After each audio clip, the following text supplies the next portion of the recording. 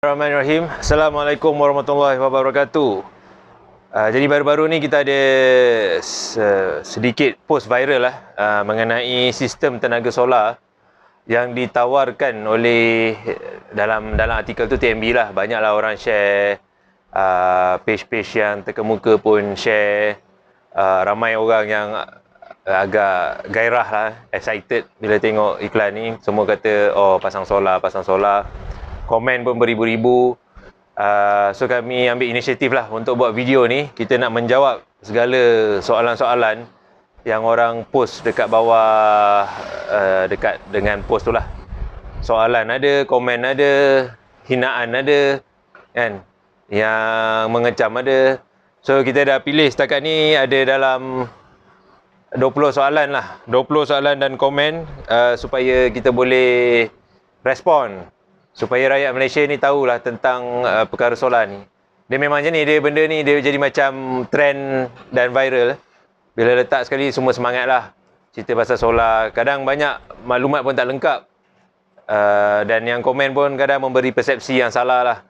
So kita ada pilih beberapa persoalan yang bertuah untuk direspon, dengan harapan supaya rakyat Malaysia di luar sana cakna lah tentang solar ni. Okay. So, yang pertama, kita daripada post yang viral tu, kita tengoklah kat komen-komen ni lah, apa komen pemikiran rakyat Malaysia ni. So, antara yang pertama, kita kongsi kat sini. Bateri, tak apa, nanti kita akan share. Bateri lama-lama kembung. Okey. Kita nak cerita sistem tenaga solar Net Energy Metering 2.0 2021. Sistem Net Energy Metering tak guna bateri. Saya ulang, tidak gunakan bateri dalam sistem itulah yang asalnya. Kalau pemilik rumah nak tambah, kemudian lebih kepada UPS punya function, tu terpulang. Tapi kalau sistem yang asal original yang di-syorkan dalam NEM ni adalah sistem tanpa bateri. Saya terangkan NEM ni secara mudah. Dulu dah buat video tentang Net Energy Metering ni. Cuma saya nak kita ringkaskan kembali. So NEM ni kita pasang solar atas bumbung. Apa saja yang dijana oleh solar tersebut akan masuk ke dalam rumah dahulu. So kalau dalam rumah ada guna peralatan mesin basuh, aircon, lampu dan sebagainya, akan terus digunakan oleh rumah tu. Tapi katakanlah rumah tu tak ada orang tu keluar ke, tak duduk rumah waktu siang. So tenaga yang terhasil ni dia akan masuk balik ke dalam grid dan akan dikira sebagai kredit yang akan dipotong dalam bil yang akan datang. Okey, jelas. Itu Net Energy Metering. Sebab tu dia tidak perlukan bateri.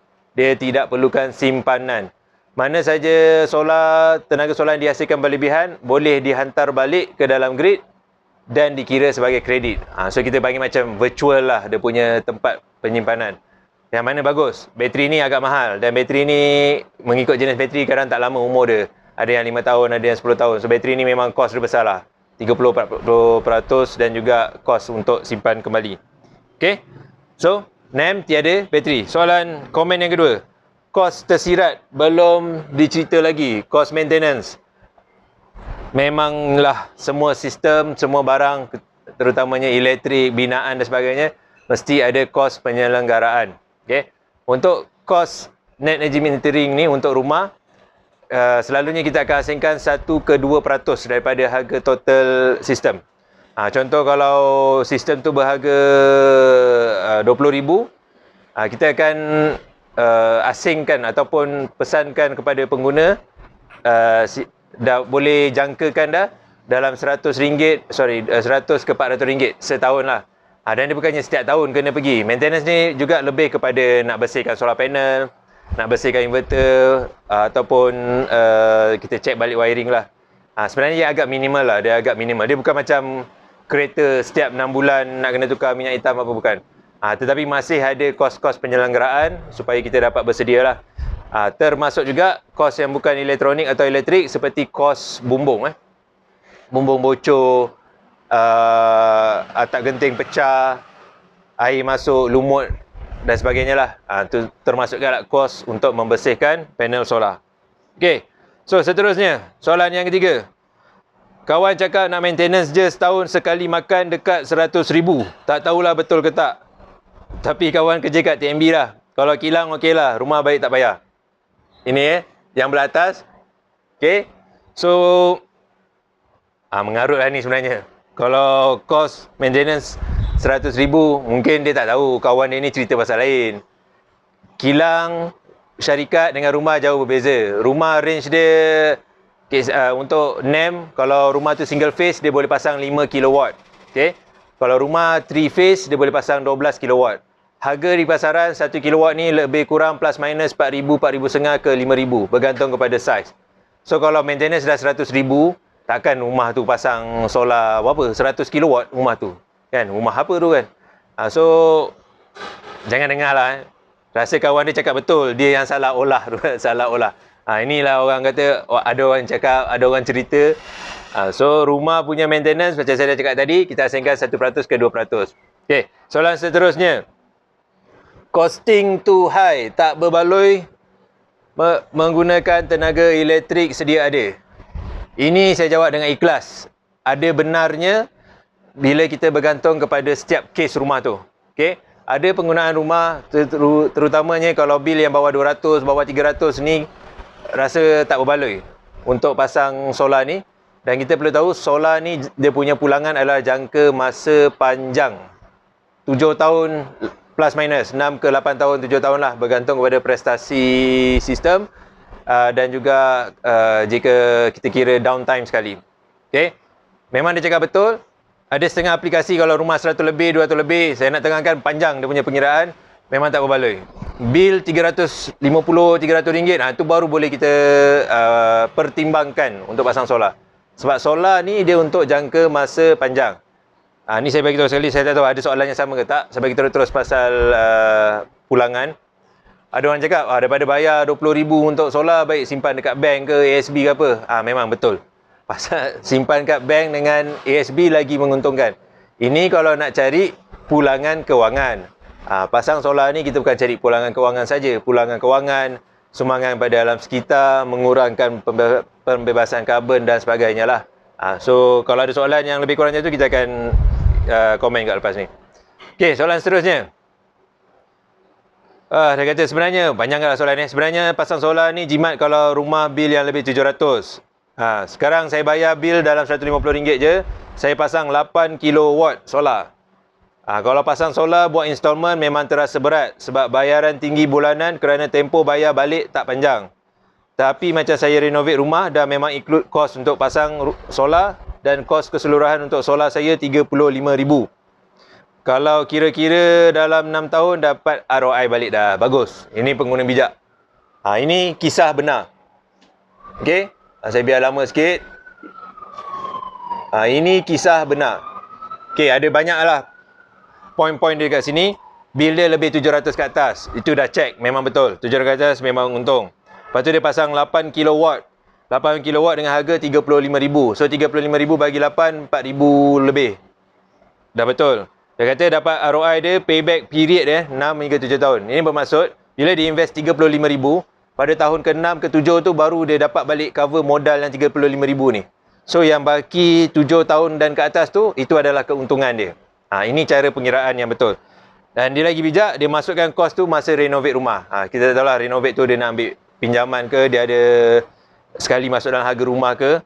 Cuma dia kata kalau buat dari segi installment pula kebanyakan sistem ni memang orang kata tunai lah, cash, maknanya bayar. Tapi ada juga setengah penyedia-penyedia sistem ni yang menawarkan installment ataupun menawarkan fasiliti pinjaman bank. Dia boleh tolong applykan. Tapi macam komen ni cakap, susahlah bila nak bayar installment bulan-bulan tu dengan jumlah yang jimat tu rasa berat lah. Kebanyakan memang kalau cash memang boleh pasang, dan ada juga company terutama yang ada kekuatan kewangan yang boleh bagi fasiliti kewangan macam pinjaman ke. Ada juga method lain seperti profit sharing dan sebagainya, tapi itu lebih kepada kes-kes besar lah macam commercial dan industrial. Lagi satu soalan kat bawah kecil ni. Tuan, solar ni ada useful life ke? Okay, cerita pasal umur solar ni, Net Energy Metering 2.0 kali ni dia punya terma perjanjian hanya 10 tahun. Okey, 10 tahun. Itu perjanjian. dari segi sistem, solar panel ni kita boleh cakap standard, kita harapkan dia boleh sampai ke 20 tahun lah. Okay, dia ikut brand lah, ada 21, 25, tapi 20 tahun tu insyaAllah memang semua akan sampai. Kemudian ada satu lagi komponen yang penting, inverter dalam sistem ni. Inverter ni ikut brand, ada 5 tahun, 10 tahun punya warranty. So setakat ni jangkaan jangka hayat dia masih kita tengok maknanya menepati lah warranty yang ditawarkan tu, boleh capai lah. Okay, so itulah useful life dia. So kalau berbalik tadi, lepas 7 tahun dia dah dapat balik dia punya pelaburan tu, dia ada 3 tahun untuk menikmati keuntungan. Tetapi bukan bermaksud lepas 10 tahun ni dah tak boleh pakai. Lepas 10 tahun ni dia akan jadi self consumption. Maknanya dia akan terus masuk ke dalam rumah. Kalau dia pakai, dia untung lah. Kalau dia tak ada orang kat rumah waktu siang, maknanya terbazir begitu saja. Tetapi dalam masa jangka 10 tahun ni, mungkin ada perkembangan teknologi atau penurunan harga. Tuan rumah boleh pasang bateri ke untuk memastikan tenaga solar yang terhasil tak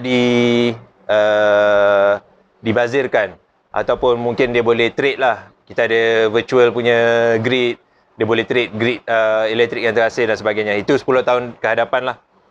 Okey. Ni soalan lebih kurang sama ni. Siapa boleh cerita cost maintenance dia? Tadi saya dah jawab cost maintenance 1 hingga 2%. Cost maintenance 1 hingga 2% daripada harga kos setahun. Okey. Cakap sini, yang kedua, patut dah pasang solar, tak payah bayar bil elektrik dah. Bukan bagi rebate atau diskaun, barulah berbaloi. Okey, soalan ni ini kita boleh nampak lah api-api pemberontakan. So ada kisah dia lah panjang. Saya kalau nak cerita panjang, yang nyatanya solar ni mesti berdiri sama tinggi dengan mudahnya elektrik TMB. Orang selalu ingat dah pasang solar tak perlu TMB, dah pasang TMB tak perlu solar. Benda ni tidak, dia saling memerlukan. Solar memerlukan elektrik grid / TMB, TMB elektrik pun memerlukan solar. Okey, ini nak cerita panjang, tapi dia memang dua-dua ni berkait rapat. Walaupun kami daripada solar, sepatutnya kita cakap, oh go solar tak perlu TMB, tak ada. Ini bukan realiti. Ada masa grid lebih relevan, ada masa solar lebih relevan. So dua-dua ni saling memerlukan. Okay. Alright, seterusnya komen. Aku kadang terfikir, dari segi nak berjimat elektrik monthly, kena depo 18,000. Kalau ansuran RM500 monthly. Tapi yalah kan, untuk jangka panjang, siapa-siapa ada duit, bolehlah ambil. Ini soalan dia. 18,000, 20,000 tu bukan depo. Itu harga sistem. Bayar terus lah. Depo ni boleh ambil. Kalau dah nak bayar tu, bayarlah 20,000. Memang untuk jangka panjang, betul lah apa yang saudara atau saudari ni yang sebut. Siapa-siapa ada duit, bolehlah ambil. Memanglah, kena ada upfront. Tapi kalau tak ada, macam saya cakap, ada yang menawarkan fasiliti kewangan. Seperti pinjaman dan sebagainya. Okey, seterusnya. Saya dah tak tahu soalan ke apa. 8 ke 9 ke 10 hari ni. Pastikan juga barang yang dipasang ada jaminan 20 tahun. Dibuatnya setahun dah melingkup, dah macam kena scam je. Cerita scam, hangat. Okay. Macam saya cakap tadi, cerita 20 tahun ni, kalau ikut komponen, dalam sistem NEM ni ada 2 komponen utama. Solar panel dengan inverter. Solar panel ni, dia kebanyakan ada warranty 20 tahun lah. Tapi warranty ni pun ada 2 jenis tau. Satu product warranty, lagi satu performance warranty. Product warranty ada yang bagi 12 tahun, 10 tahun, ada yang bagi 20 tahun. Performance warranty kebanyakan akan bagi sampai 20 tahun plus. Okay. Performance warranty ni bermaksud pada tahun ke-20, panel ni mungkin akan memberikan performance 90% daripada tahun pertama. Macam tu lah. So, bab warranty ni kena betul-betul teliti. Sebab warranty pun ada 2 jenis. Product warranty dengan performance warranty. Dia kata dibuatnya setahun dah melingkup. Memang kalau setahun dah down, memang teruk lah. Memang lingkup habis lah. Saya nak ulang, kalau NEM ni, Net Energy Metering, dia punya spesifikasi plan apa semua dikawal dan diselia oleh SEDA, Sustainable Energy Development Authority. Okey, betul lah tu, SEDA. Semua barang-barang ni dia dah ada senarai tau. Macam barang ni bukan boleh main pilih-pilih suka-suka je. Dia dah ada pengiktirafan mai hijau dan sebagainya lah. So nak dapat gambar hijau tu kena ada beberapa kriteria. So apa saja yang boleh berbeza antara sistem dan sistem yang lain adalah dari segi pemasangan. Sebab kebanyakan komponen utama dan komponen ni semua dah diprasenaraikan. Kalau installer dia tak boleh pilih-pilih brand-brand yang suka-suka, yang dah tersenarai saja. Okay. So untuk NAM ni pula, sambungan sikit. NAM ni dia tak boleh direct. Encik, saya ada rumah, saya nak pergi apply NAM direct, tak ada. Dia mesti kerjasama dengan installer yang berdaftar, yang tersenarai. Dan mereka akan pergi ke rumah, akan buatkan pre-plan lah macam tu. Dan akan hantar permohonan untuk dapatkan kuota. Bergantunglah rumah tu berapa single phase ke, 3 phase ke, nak berapa kilowatt. Semua masa pembincangan pra tu lah. Kemudian akan dihantar, ambil masa lah. Saya rasa dalam beberapa minggu. Kemudian dah dapat kuota tu, dah lulus. Okey, rumah ni dapat 4 kilowatt, dapat 10 kilowatt, baru boleh pergi pasang. Okey. Ni komen best. Tak adalah, jiran aku pasang solar modal 3-400 je. Saiz kecil je, 2 panel. Itu pun dah cukup menjimatkan. Barang-barang kat Shopee je. Okey. Ini. Alright. Sistem tenaga solar sangat berbeza. Dia banyak jenis. Okey. Malah solar ni pun kalau ikut dua-dua induk dia ada dua. Satu thermal, yang kedua PV, photovoltaik. Thermal ni kita lakukan hampir setiap hari. Jemur baju pun dah sebenarnya menggunakan tenaga solar. Okay? Kita jangan confuse. Bila sebut solar je orang selalu ingat ada satu jenis je. So kalau kita pergi kat photovoltaik, dia ada dua jenis. Grid connected dengan off grid. So bila kita cerita, terutamanya kepada artikel ni, kita cerita grid connected. Cerita untuk rumah. Okay? Kalau yang cerita komen ni, dia dah cerita off-grid ataupun kita bahasa mudah DIY. Memanglah boleh pakai panel solar yang kecil dan juga 3-400 je. Ini nak main suka-suka kan. Pasang untuk lampu, charge handphone, power pack, solar generator. Inilah. Tapi isunya saya nak terang kat sini, jimat ni. Jimat. Jimat ini sangat sensitif. Bukan sensitif, sorry. Sangat subjektif. Okay? Jimat sangat subjektif. Kalau contohlah kena keluar duit banyak lebih daripada apa yang dapat penjimatan bulanan, itu bukan jimat sebenarnya. Okay? So sebelum cerita solar, kalau macam komen ni, kena tahulah kita ni nak cerita grid connected ke, off grid ke, DIY. DIY ni panel solar sekecil-kecil 5 watt, 10 watt pun sistem tenaga solar juga. Kan, yang rumah ni kita cerita 10 kilowatt, 12 kilowatt. Belum cerita solar farm lagi, mega-megawatt. Okay? Alright, ni. Ini soalan kontroversi ya. Yang atas ni. Mahal gila. Pasal solar pun dapat tender kat TNB. Memang dia monopoli lah. Harga up berpuluh ribu riban. Okay, ini kita ada dapat rasakan lah pemberontakan di dalam hati dia. Okay. First kita cerita mahal gila. Yang kedua kita cerita pasal TNB.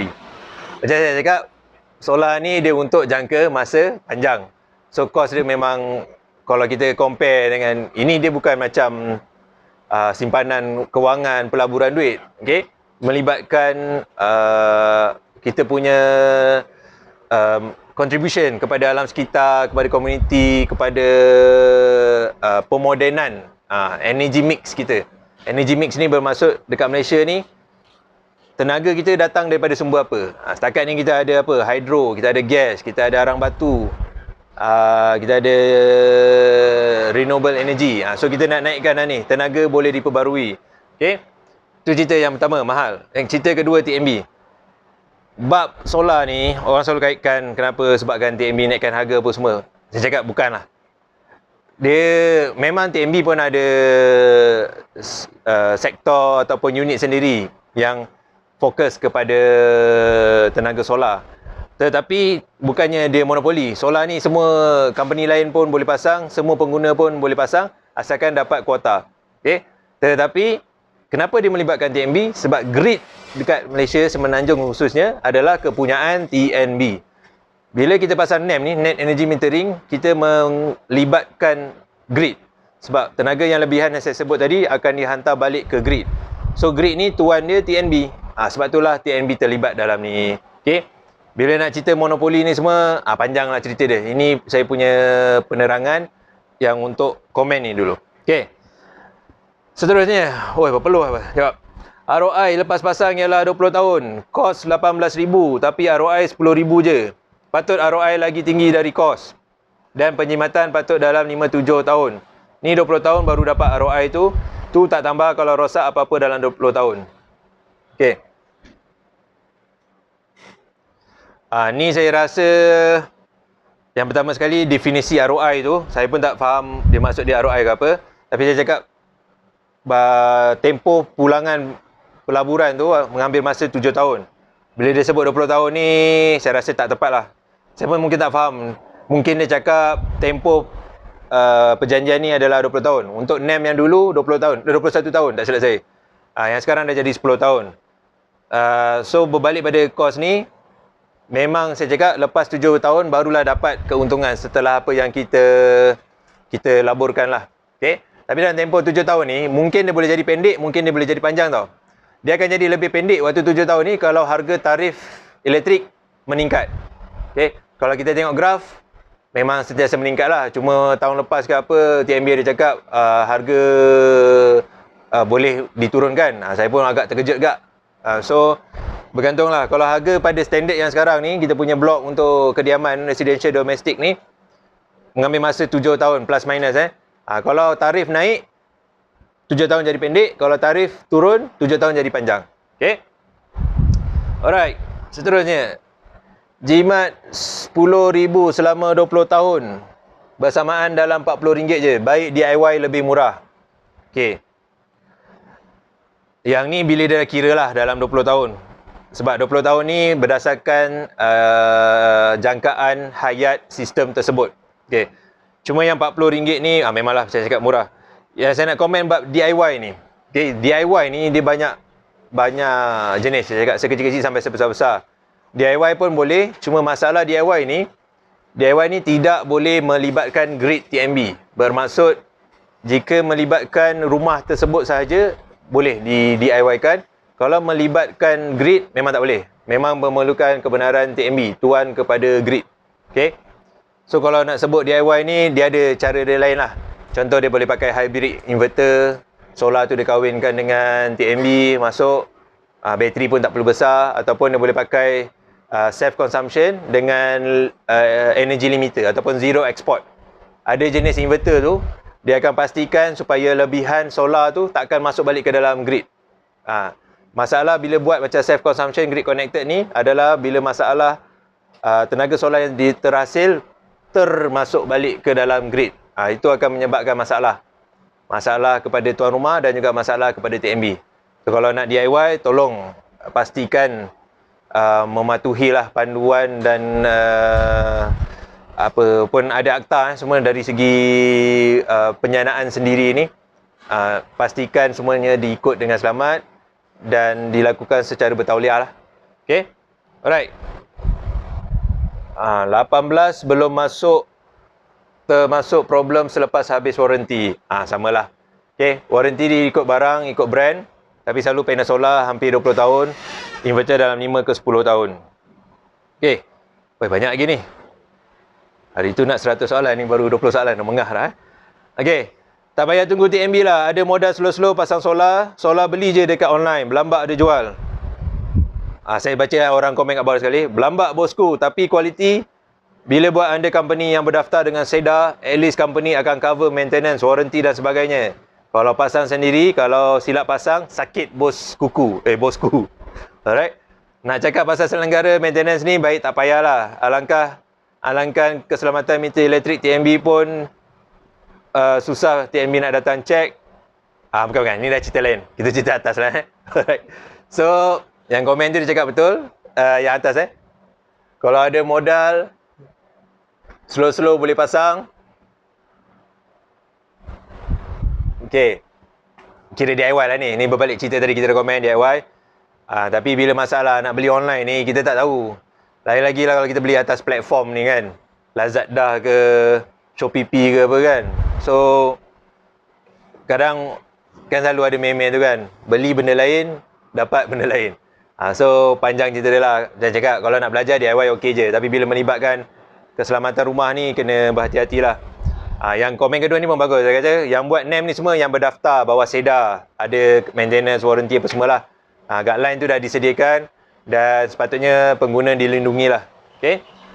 Seterusnya, ya ke murah? Panel 50 watt pun dah nak harga RM200.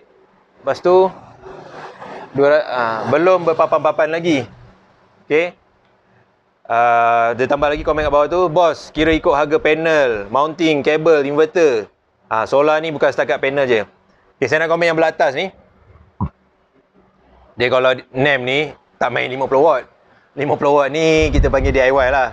Kan, nak buat lampu kat depan ke, untuk pondok di kebun ke, boleh lah, setakat lampu basic-basic. Okay. Yang bawah ni komen dia pun bagus. Sebab dalam sistem ni kita ada panel, mounting, kabel, inverter. Mounting ni tempat letak panel tu. Kabel tu, kabel solar turun ke inverter lah. Ni semua ada spesifikasi masing-masing.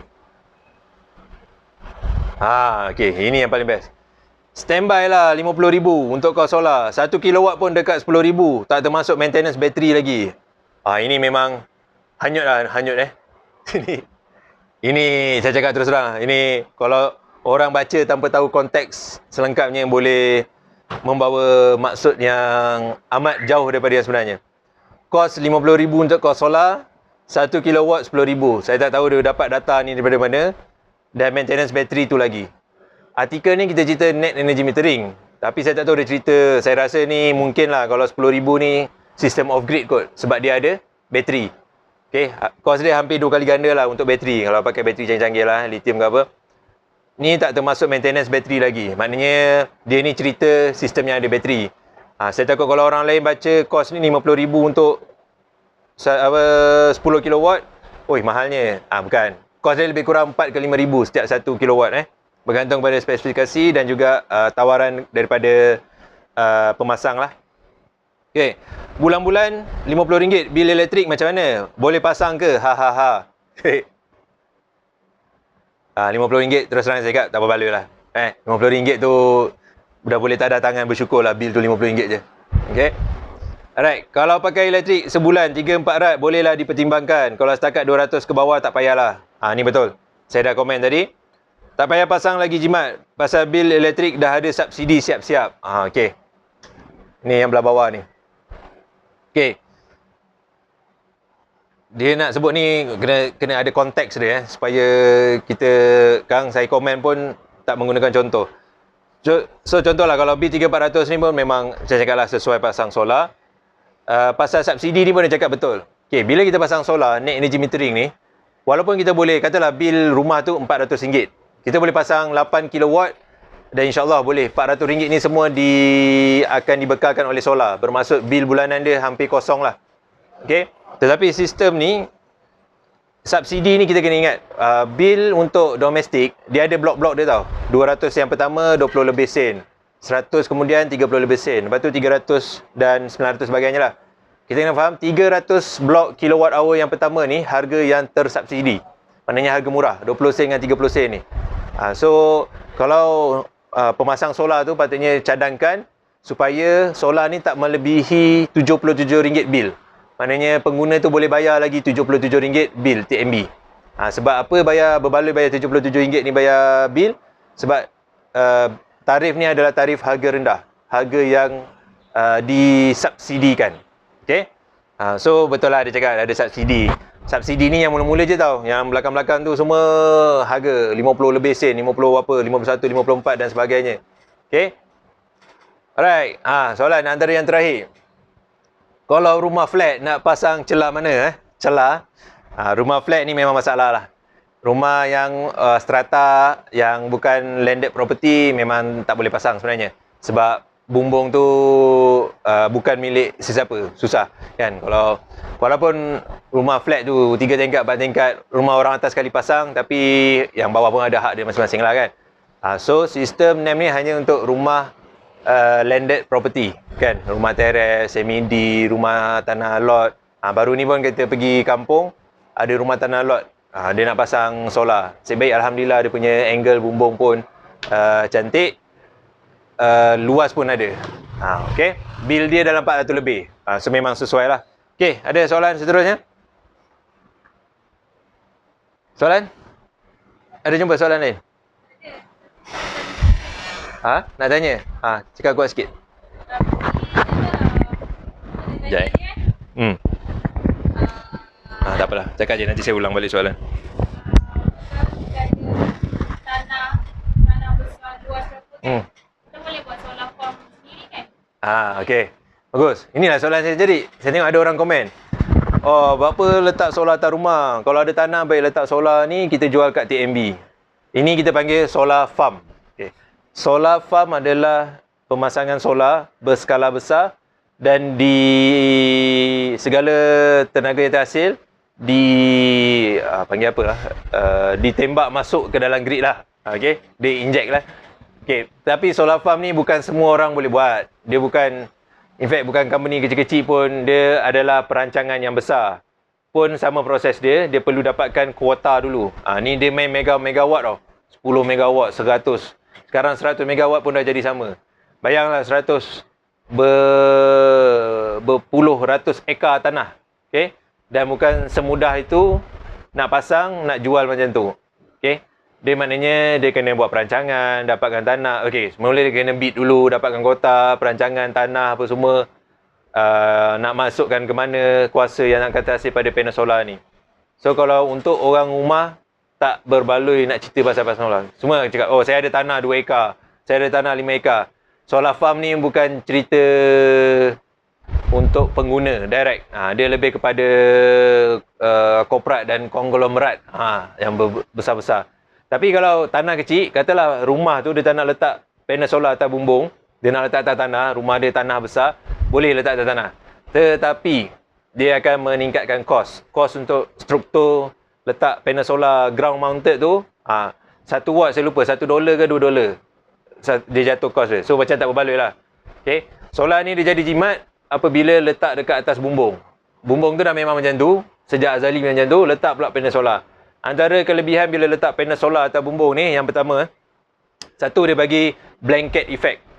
Okay, bila letak panel solar kat atas, cahaya matahari kena, dia boleh kurangkan hingga 3 darjah Celsius suhu dalam rumah tu.